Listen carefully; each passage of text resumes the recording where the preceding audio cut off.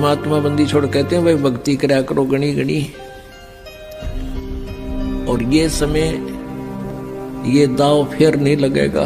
मनुष्य जीवन की प्राप्ति, ऊपर से वो सही भक्ति मंत्र, भक्ति की साधना प्राप्त होना, ये एक दाव लगे आपका। और पाछे फिर पछताओगे जब चला चली हो जाए, मरते नोकेंगे ठाव। परमात्मा का नाम आपको दिया जाता है, आपको नियम बताए जाते हैं। यदि आपने भगवान पाना है और परमात्मा से लाभ लेना है तो इन नियमों का आजीवन पालन करना होगा। अगर आप नहीं कर सकते और आपने ये ब्राह्मणी करवानी है तो आपकी मौज। ये नियम ऐसे नहीं जो आप नहीं कर सकते। मानता हूं ये कुछ डिफिकल्ट इस कारण से हो गए कि अन्य समाज इन नियमों के विरुद्ध ही चल रहा है। और एक घर में एक या दो सदस्य उपदेश लेता है, उसको कुछ दिन दिक्कत अवश्य आएगी, क्योंकि वो विरोध बहुत करते हैं। करने दो, परमात्मा तभी निकट रहेगा आप भगवान की मर्यादा पर खरे उतरोगे। नियम टूट जाने से बहुत दुख होगा।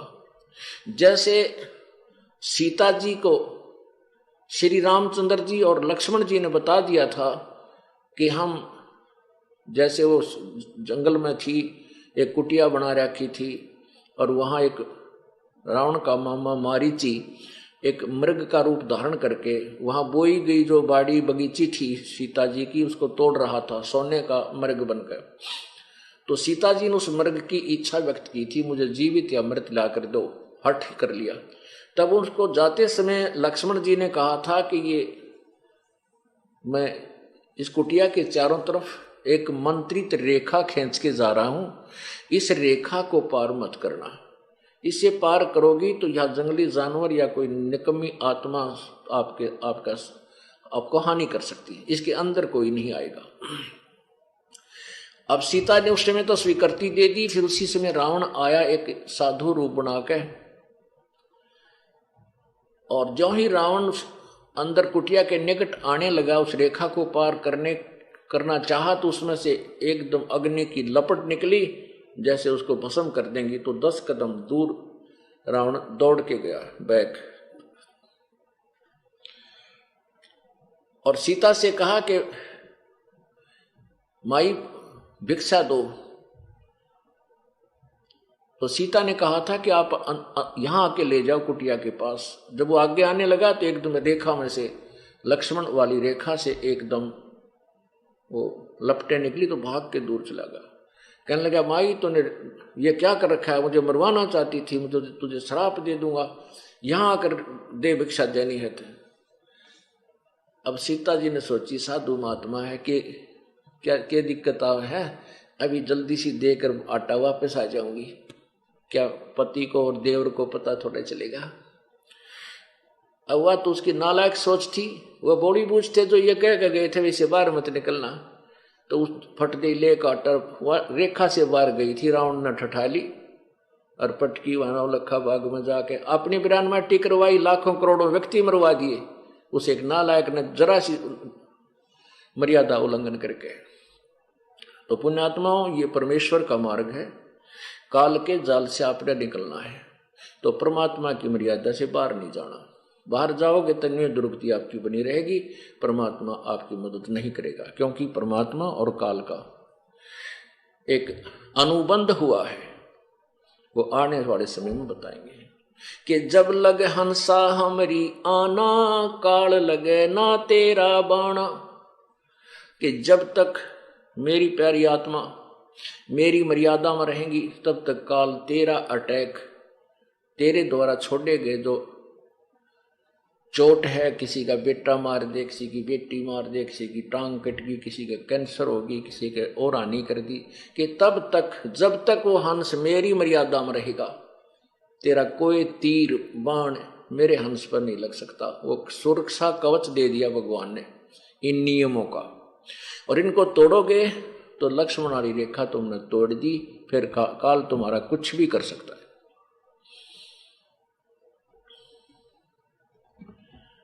तो क्या बताते हैं, तो गुरुदेव को आपने सपोज लो गुरुदेव भगवान है।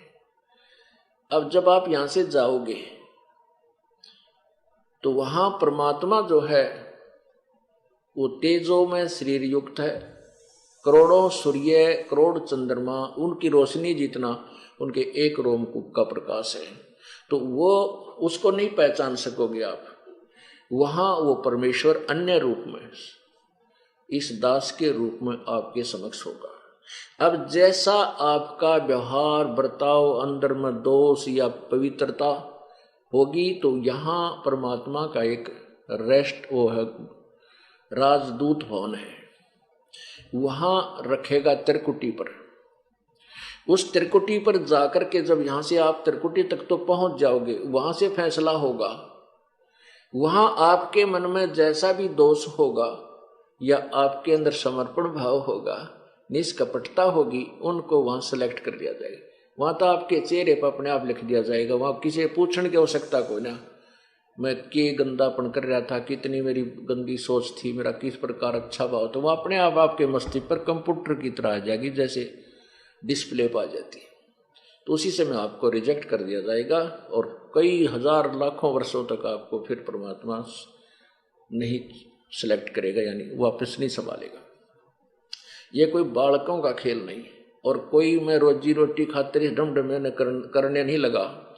परमात्मा की दया हुई, इस ज्ञान से परिचित हुआ। इस परमात्मा का यहाँ असंख्यों जन्मों से हम भटक रहे हैं, भुगत रहे हैं। ऐसे दीर्घ रोग को कटवाने के लिए हमने परहेज जरूर रखने पड़ेंगे। यदि हम परहेज नहीं रखेंगे तो औषधि काम नहीं करेगी। तो इसलिए परहेज रखना अति आवश्यक है, नियमों का पालन करना अति आवश्यक है। बीड़ी, शराब, मांस, तंबाकू कभी छूना, ना पीना, ना पिलाना, ना किसी का सहयोग देना। चोरी, ठगी, जारी, रिश्वतखोरी, 2 नंबर का काम भूल के नहीं करना। परमात्मा देगा, उस तो पूरा पटेगा। उससे आपके घर में सुख होगा, आपके शरीर में सुख होगा। आपने किसी को लूट कर 2 नंबर ठग के पैसे इकट्ठे कर भी लिए, वो ऐसी दुर्गति तो जाएंगे, रोए भी घर, पैसे भी जाएंगे। मैंने ऐसा निकम्मा बालक पैदा हो जा लड़का, वो सारे पैसे न बर्बाद करे और पिताजी देख कर रोए और फिर बेटा भी मर जा। एक बता रहा था दास ने, ये नाम नहीं लिया था, उससे पहले की बातें। वो कह रहा था, रो रहा था कि मैं रिटायर होया मिलिट्री से, और मिलिट्री में उसका एक ऐसे स्थान पर पोस्टिंग रही तकरीबन कि जहां सेल और परचेज पूरी प्लाटून की होया करती थी। तो उसने खूब इधर उधर की जुगाड़ जोड़ के काफी पैसे लाया। तो उसने, उसका लड़का एक का बेटा था, उस बेटे ने आते ही कहा, कहने लगा पिताजी मैं तो जीप लूंगा। अब इकलौता बेटा जिद कर ली, जवान हो रहा था, कॉलेज में जावा था, जीप ले ली, फिर एक पिस्टल ले लिया है। फिर उसने अपने साथियों के साथ शराब पीने लग गया, कि तो बकवास करावा, कि तो झगड़ा कर ले, उसके मुकदमे शुरू हो गए और आखिर में एक्सीडेंट में मृत्यु को प्राप्त हो गया।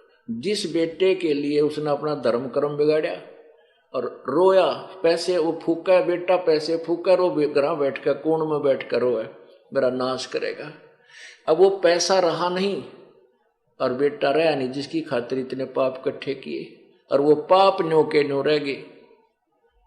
तो पुण्यात्मा, परमात्मा 2 रोटी समय पर देवे, घर में शांति, शरीर में सुख, इससे अधिक नहीं मांगना चाहिए।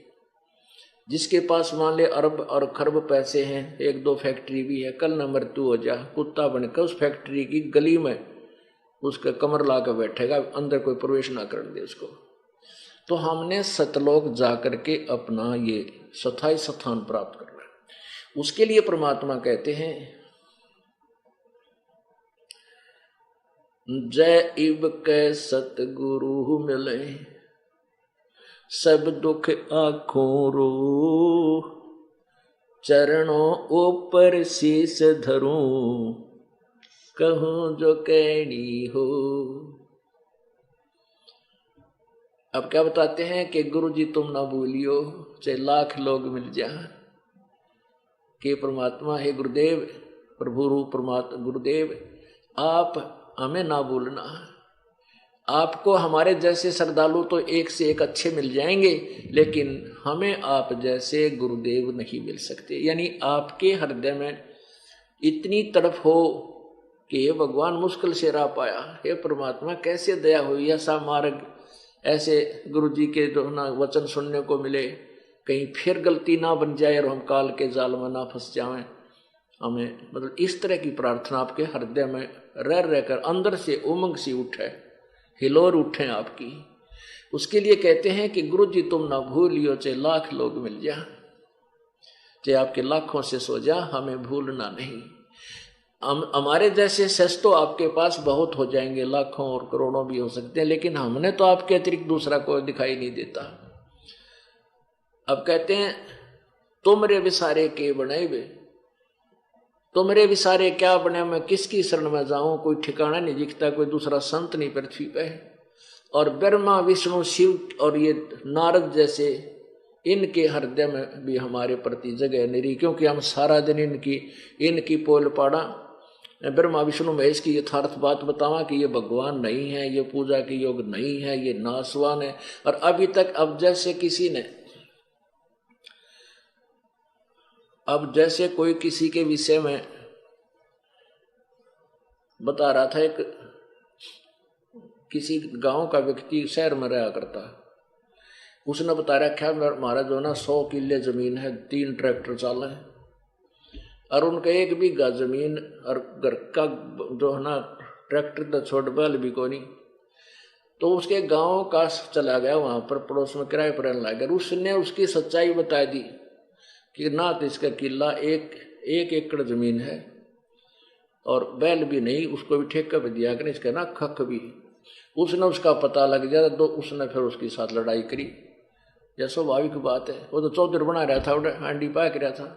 तो ऐसे ही अब ये ब्रह्मा विष्णु महेश की जो महिमा इन संतों ऋषियों ने गाया की थी, इसकी हवा तो भरी हुई है।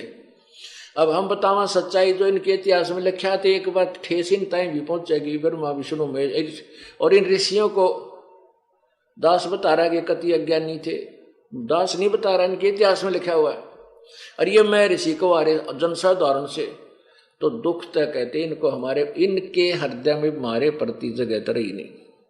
ठीक है, हम शरण कबीर परमेश्वर की होगी, इसलिए इनकी बसा नहीं रही, हमें कोई हानि पहुंचा दे, हम पूर्ण परमात्मा की शरण में। एक भगत था, वो कह रहा था जी मैं अपनी बहन का चला गया, उनका जमीन अच्छी थी, वर्षा होगी और वर्षा होगी तो उनका जो जमीन थी वो बाढ़े योग्य होगी, संवारने योग्य होगी। उनके 2 बैल थे, तो मैं अपने 2 बैल लेकर के अपनी बहन के वो खेत संवारने के लिए मदद करने चला गया अपना हल लेकर। तो मैं दूसरे खेत में संवार रहा था, वो बहन का बटेऊ दूसरे खेत में हल जोत रहा था। काफी फैसला था हमारा आपस में। तो मैंने शाम दोपहर के समय बैलों को वृक्ष के नीचे बांध दिया और वहीं एक छोटा सा तलैया थी जोड़ी, उस जोड़ी में मैं चला गया अंदर ने। वहां क्या देखा कि एक मंडी सी बना रखी, 2-1 फुट ऊंची, वो बना देते हैं पैतरा का स्थान है, वो बना रखा। और वहां पर एक बेली गुड़ की दर रखी, एक दठी गुड़ बढ़िया वाला, वो पूजा करके गया था कोई दोपहर ने, और मेरा वहां जाना हो गया। मैंने वो गुड़ उठा के उस मंडी पर तय और फोड़ के वो बैलों का आगे डाल दिया, जो वो चारा खा रही थी, छका दिए, कुछ आप खा लिया। बढ़िया गुड़ था, कुत्ता का मुंह लग गया नहीं था, दूर था वो खेतों में। तो वो सामने आ गया। तो कहते हैं थोड़ी सी देर के बाद एक 3 फुट का 4 फुट का एक व्यक्ति सा दिखाई दिया। वो कहता रात्रि के समय स्वप्न में वो दिखाई दिया मुझे, जिसकी उन्हें पूजा होया करती। वो कहने लगा कि तू यानी तगड़े की शरण में था, तो ठाडे की शरण, उनकी लैंग्वेज में बताता हूं कि तू ठाडे की शरण में था, नहीं आज तेरा बक्कल तारूंगा मैं, तेरे जान तो मारूं और तेरे बैला न मारूंगा। कि तू तगड़ यानी मैं समर्थ की शरण में था तू, इसलिए बच गया ना, तुम्हारी दुर्गति करूं तेरे बैल मरे और गेला तेरे को भी खत्म करता। तो परमात्मा कहते हैं समर्थ का शरणाग हो रंग होरी हो, कदे ना हो अकाज राम रंग होरी हो। इस समर्थ कबीर परमेश्वर की शरण हमने ले रखी है, हमारा अकाज ये कोई नहीं कर सकते, लेकिन ये राज्य कति नहीं हमारे थे। तो इसलिए कहते हैं कि तुम मेरे बिसारे क्या बने, अगर तुम भूल गए भगवान हमारे गिल के बनेगी। और शिव ब्रंच मुनि नारदा, यानी नारद जैसे ऋषि, शिव ब्रंच विष्णु ब्रंच कहे ब्रह्मा जी ने, कि इनके भी हृदय में ना जगह हमारे प्रति है, और आपने हम त्याग दिया तो हमने ठिकाना है कोई ना, ये खूब बकल उतारेंगे फिर हमारा। और गुरु कब त्यागेगा आपको, जब आप कति ढीठ हो जाओगे, 1 बाय 2 बाय 3 बाय 4 बाय बार बार नाम खंड करोगे, फिर आप रिजेक्ट हो जाओगे, फिर चाहते भी रहना। तो इसलिए आप इस डर के मारे प्रभु के चरणों में सतर्क रहो, सावधान रहो कि कहीं भगवान पैर ना फिसल जा और काल का दाव लग जा। आपको साथ साथ ये फाउल पॉइंट बताए गए। अब आप ये वीडियो YouTube पर देख रहे हैं तो हमारे चैनल को सब्सक्राइब करें और बेल आइकन को दबाना ना भूलें।